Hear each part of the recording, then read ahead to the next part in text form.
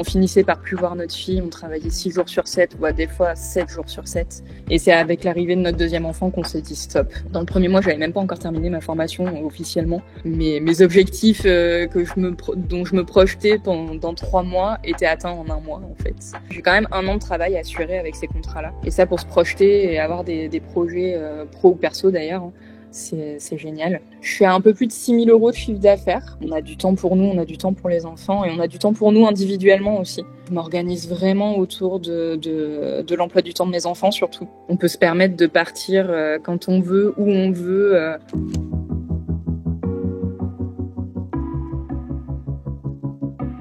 J'ai 30 ans, je suis maman de 2 enfants, dont un petit bout qui va avoir 1 an justement cette semaine. Et donc je sors d'une entreprise pour en créer une autre du coup avec le community management. J'étais gérante d'un salon de coiffure du coup à Cognac pendant 6 ans et avant j'avais déjà une micro-entreprise autour de ça. Et on a pris la décision d'arrêter cette activité en fin d'année dernière en fait.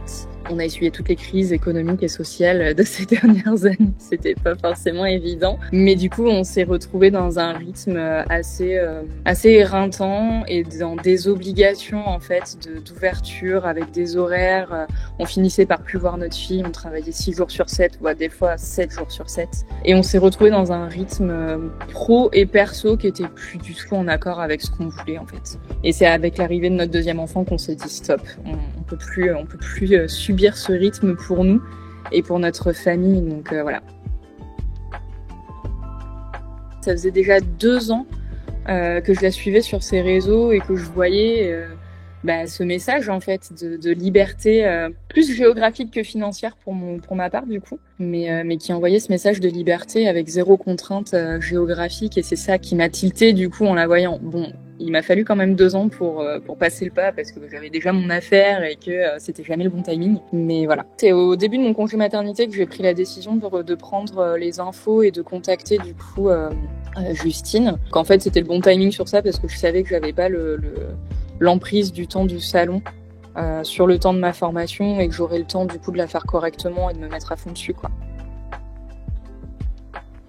Alors moi j'avais déjà la facilité de connaître l'entrepreneuriat, donc j'avais pas ces peurs-là du coup de me lancer à mon compte et tout ce que ça impliquait. J'appréhendais peut-être l'arrêt de l'activité de mon entreprise avant, surtout. Mais du coup j'ai été super bien guidée par les conseillères de la formation, avec franchement une écoute attentive et des messages au moindre doute, la moindre question avant de me lancer même dans la formation. Il y avait quand même cette présence-là qui aussi m'a confortée et m'a aidée à passer le cap et à me lancer, quoi. Quand j'ai commencé la formation fin août, la coach que j'avais eue m'avait dit au bout de 2 semaines, Marion, il faut que tu te crées ton profil Insta. Et au final, j'ai signé mes premiers contrats peut-être la semaine qui suivait. Donc dans le premier mois, j'avais même pas encore terminé ma formation officiellement. Mais mes objectifs dont je me projetais dans 3 mois étaient atteints en 1 mois en fait. Là, ça fait 9 mois. J'ai donc eu 7 contrats, dont 3 encore actifs, avec lesquels je suis engagée sur 1 an et puis je les reconduis du coup.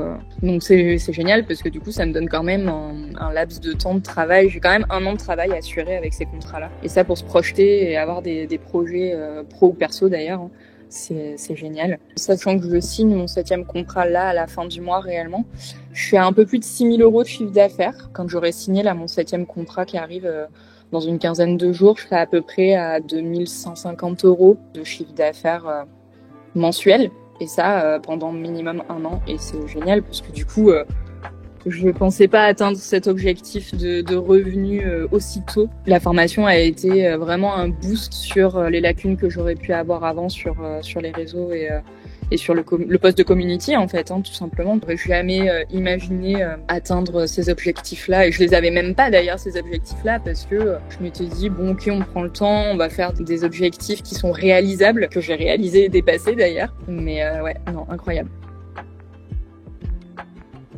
on a du temps pour nous, on a du temps pour les enfants et on a du temps pour nous individuellement aussi. Je m'organise vraiment autour de l'emploi du temps de mes enfants surtout. Et ça fait du bien et c'est tout bête, hein, mais ce qu'on faisait pas du tout, c'était récupérer notre fille à la cantine le midi, quoi, pour qu'elle mange avec nous.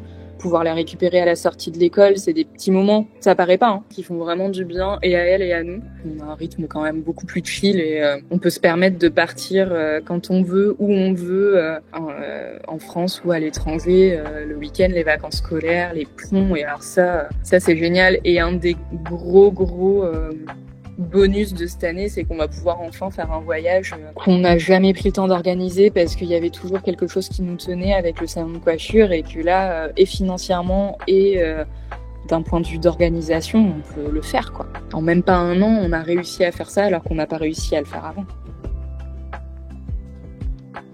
Faut se lancer dans la vie, de toute façon, c'est mon mantra depuis que je suis toute jeune, mais qui tente rien n'a rien.